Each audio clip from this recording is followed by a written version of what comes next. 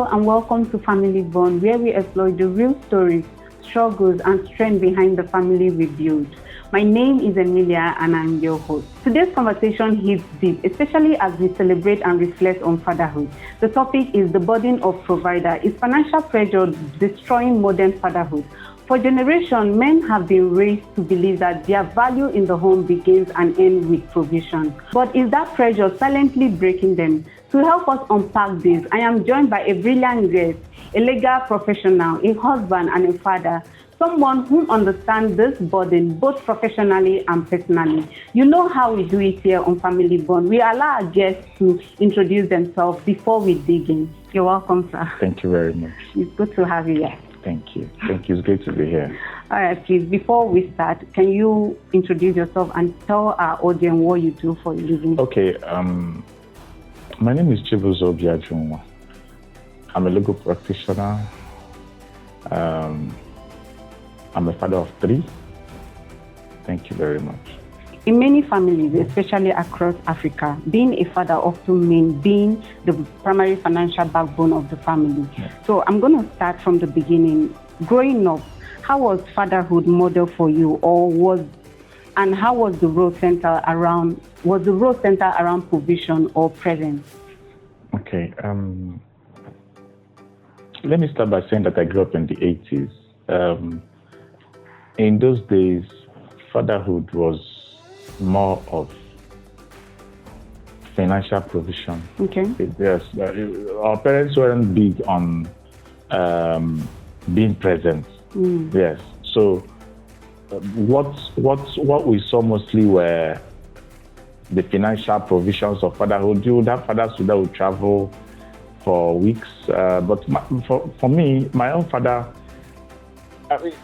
I would just see him early in the morning, then maybe late at night. So it was, but I would feel his impact financially. And so that's what we saw in those days. Okay. So, and I think that had some impact. That had some impact there because there was very little to model from. So I think that today's generation of fathers are mostly self-taught. Yeah. So that's my take on that. Okay, him not being present, did it shape you in any way as a father now? Okay, I would say that my values as a father, interestingly, my values as a father were picked from my mother. Wow.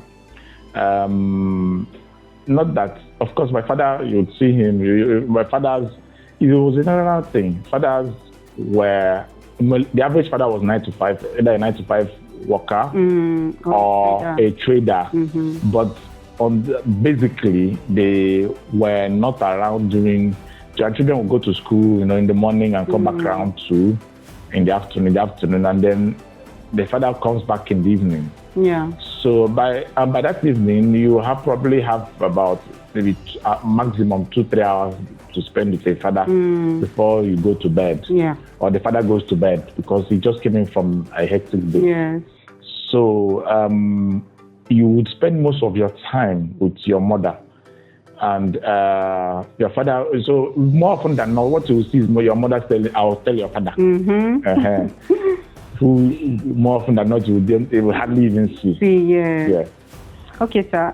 So as a man who juggles the role of father, husband, and breadwinner, how has financial responsibility shaped your relationship with the family? Okay. Of course, when we say family, we'll start from the wife. Yes, of course.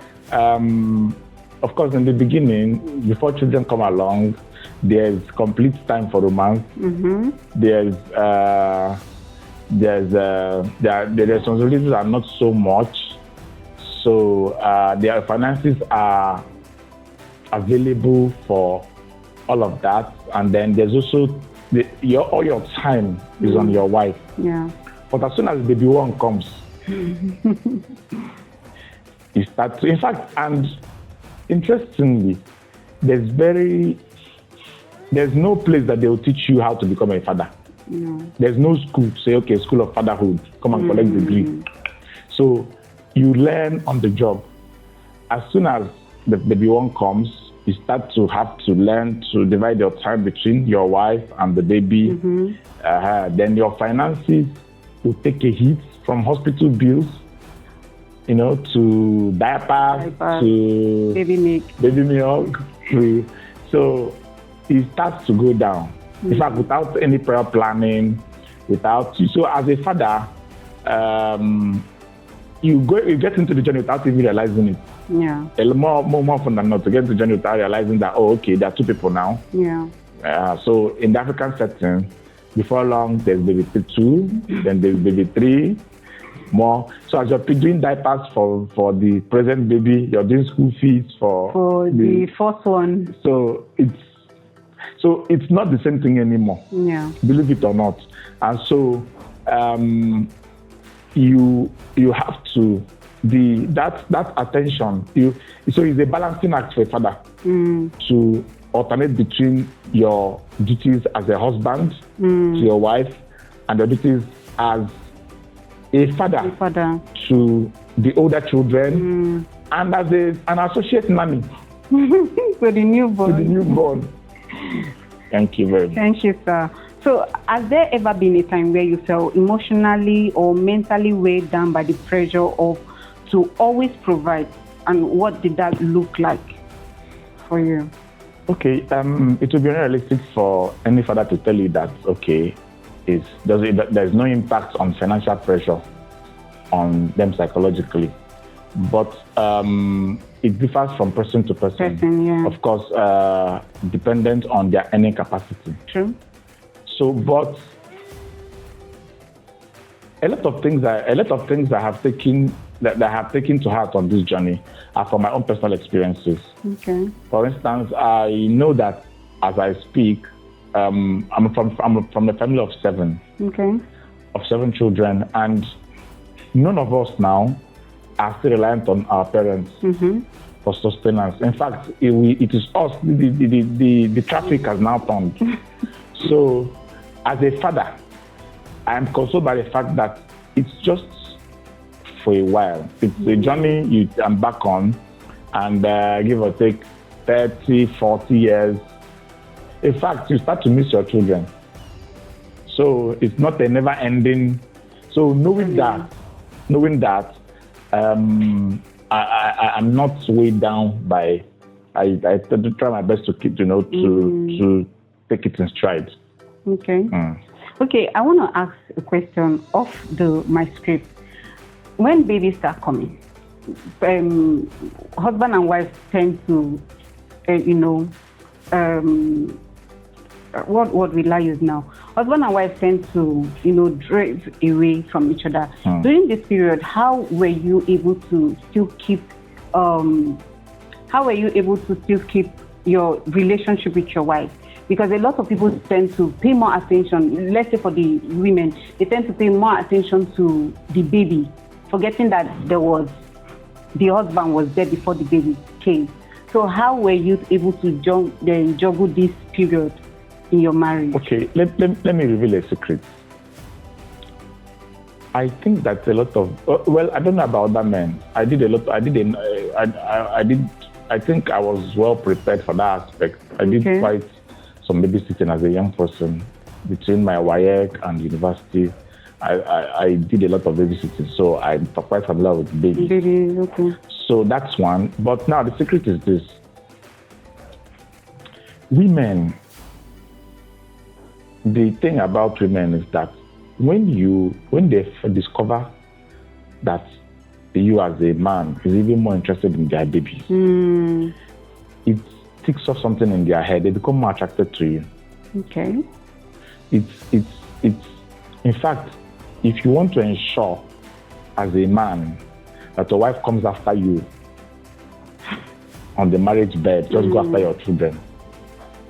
It's two things. One, that maternal angle, you've covered it, because women have a maternal instinct for their children. Yeah. When they see that their husband is even competing for attention with the children, it's that matter. It brings out that maternal side of them, side of the woman. Yes. 1, 2, the woman now you have lifted weight off the woman. Okay. Because you are now doing what she should be doing, leaving her unoccupied. Yeah. And who does she follow? It's you. It's you. Because the baby is taken care of. Yeah. So she's back to you. Yeah.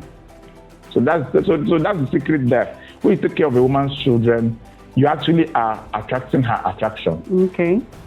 Okay. All right. Thank you so much, sir, for that honest response. So, in your experience, do men talk about this pressure with their friends, or is it something most carry in silence?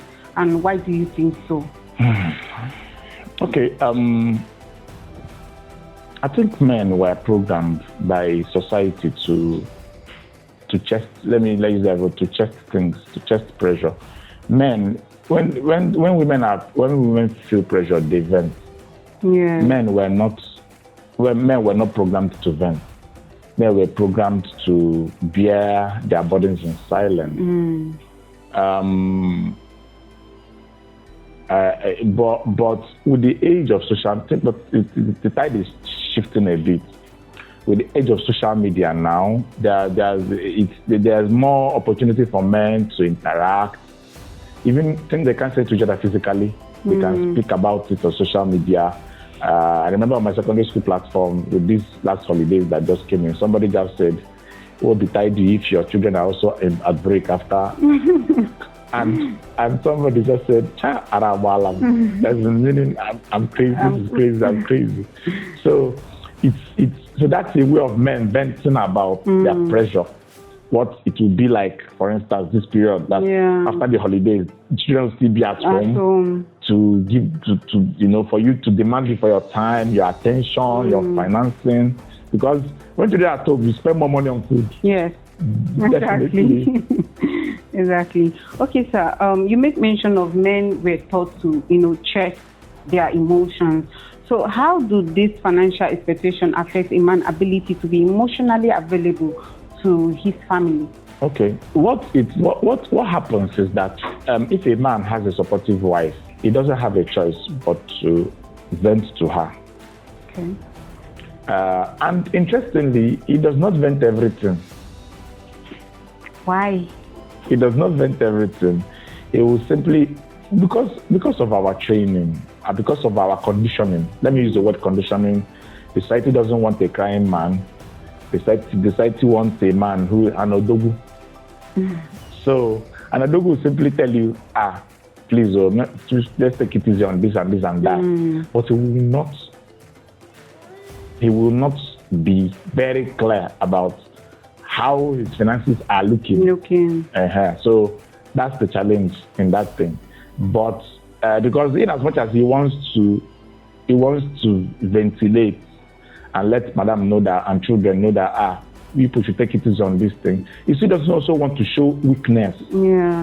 By showing that I'm going penniless, so if we continue at this level, we may not have any money to feed next week. Okay. He won't say get out. He himself knows the loan. So he will have to warn everybody he has to warn everybody to take it easy. Yes. But he will not be explicit. Okay. And then there's something else. One last thing. Women, I don't think women were, we know about today's generation of women, but women were also not programmed to take pressure that children bring, that's taken care of. So a lot of men are also taught from experience not to let a wife into what actually goes into taking care of the family. Women react differently to it. Some women start being sick, start being worried. You see the pressure on the woman. So men decide to shield their wives from that kind of information. Yes. My last question before you go: what would you say to fathers who feel like they are failing because they can't always meet financial demands? The first thing I would say is the fatherhood journey is staggered. When I say staggered, I mean that the family situation is hardly convenient. A lot of things in family life were not planned. So some people will tell you that, okay, they set out to have 2 children, they now have 4. A lot of people will tell you, okay, I was hoping that I would take my children to Harvard. Now we're in a primary school. So because of financial challenges. So they are hardly organized. But what I would say, against that background, I don't think it's realistic to advise fathers to start to aspire, continue to aspire for what they can get. Okay. I think it's more realistic to just say that just do your best to work with what you have.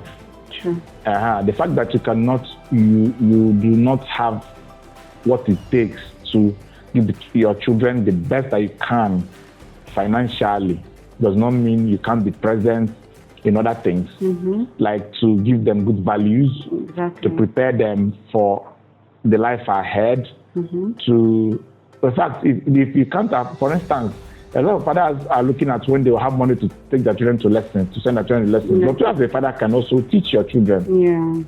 Some of those courses. You can point them to the internet, to places they can, learn for free. So it's not, there are alternatives.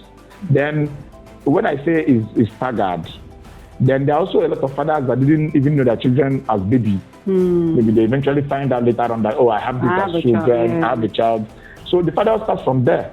And so you don't give up at that point and say, I can't provide for this child financially. I've already disappointed because I couldn't do it in the beginning. You can still start from there to do what to make impact. All right, sir. This has been such an important conversation, and I'm sure a lot of men can relate to this. So what is the solution moving forward? How can families, wives, churches, and society better support men emotionally and not just financially? Okay. I think the first part is to start with acknowledging men. I would like to start from what would not cost anybody much, then to the more expensive things, because acknowledgement doesn't cost anything. Just thank you, Daddy. So doesn't. At the last time I counted, they are up to. The Catholic Church have their Mother's Day. Pentecostals have Mother's Day. There's only one Father's Day in a year. People that have created these men can also create Father's Days. Even if they want to create 100, they can create Father's Day for themselves. Okay. So no, the thing is, when you're celebrating yourself, it's not the same thing as when people are celebrating you. Okay. So there's Mother's Day, 15 Mother's Day in a year. In fact, sometimes you get confused. But there's only one. That's one. Acknowledgement, one. Okay. Then 2, to be sincere, there's a scarcity of fora, where men are like taking through older. It does not exist. They hardly exist except within churches. But I think it will not be a bad idea for people to come out and say, okay, we do therapy. We do therapy for not. We use the therapy to it may start to look as if the man is sick. We actually advise. We render advisory services, even for free, to men. These are by older men, older fathers. To say, okay, please, we render this as a service. Then older fathers should also come out and in churches, in schools, informally, take younger fathers under their wing and say, okay, what decision do you have? How's it going? It must not be a formal arrangement. Just ask questions. How is baby this? How is baby that? How is madam? With time, those ones become freer to share, to vent to you. Okay. Thank you so much, sir, for your honesty and strength.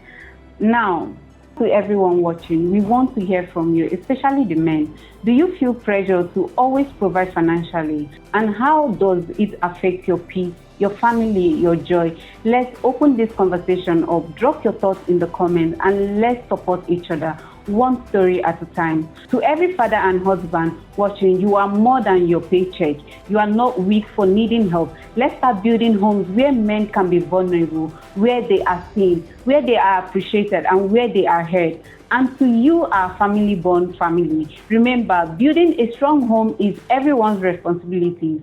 I am your host, Emilia, and this is Family Bond. See you on the next one. Bye-bye.